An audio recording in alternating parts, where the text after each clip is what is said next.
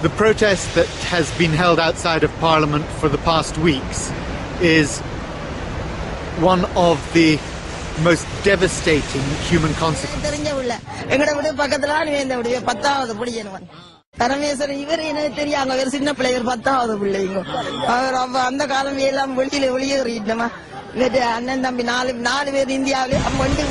People here, the Tamil people who came here, many of them as asylum seekers and refugees, have their loved ones in the conflict zone at the moment, being bombarded, being destroyed as a community.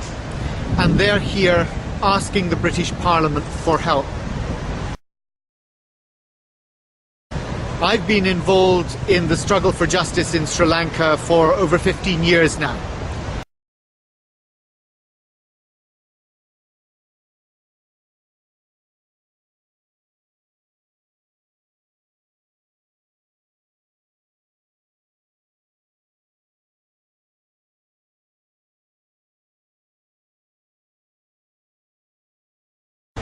I was instrumental in ensuring that Anton Balasingham and Adele got their passports here when they escaped from the Vani way back in about 1999.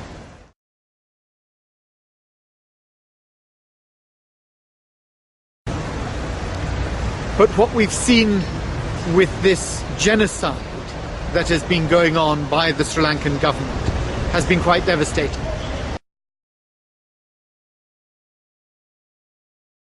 The heavy artillery and bombing of civilian communities.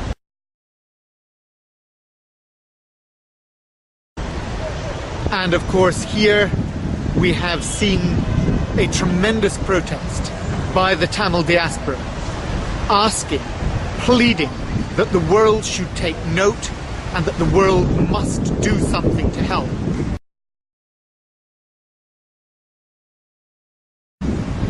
I've spoken now on many occasions with the Foreign Secretary. I'm delighted that the action that he has taken, both in going to Sri Lanka himself, condemning some of the outrages himself, demanding that there should be an immediate ceasefire to protect the Tamil people.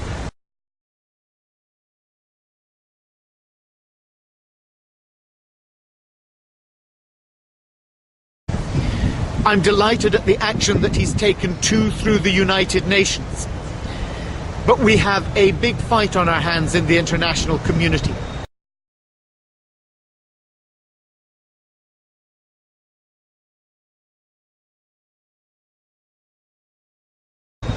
We have to try and secure the compliance of China and Russia in the UN Security Council to make a very strong resolution condemning the action of the Sri Lankan government.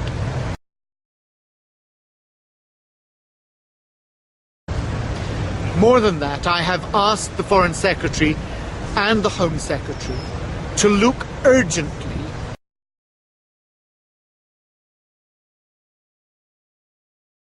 at the occasions of deportation of Tamil asylum seekers from this country.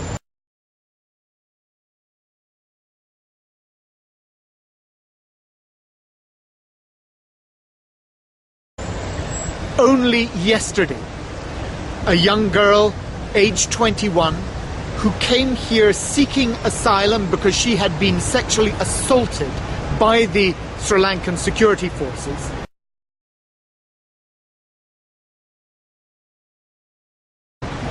was being deported back to Colombo. She's from the northeast. She would have eventually had nowhere to stay in Colombo and probably would have been picked up by the very same security forces that had given her such a terrible ordeal previously.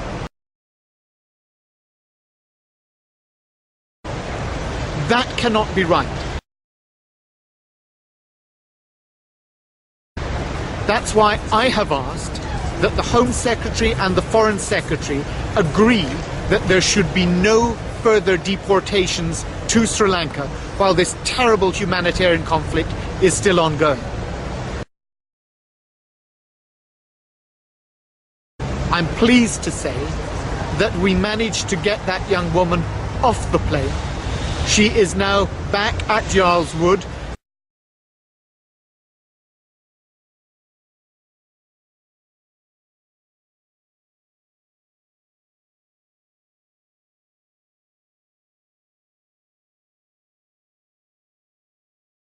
Not perfect, being detained still, but in safety, not deported back to the conflict from which she was fleeing. We must ensure that no one who has come here to Britain genuinely seeking our help as an asylum seeker,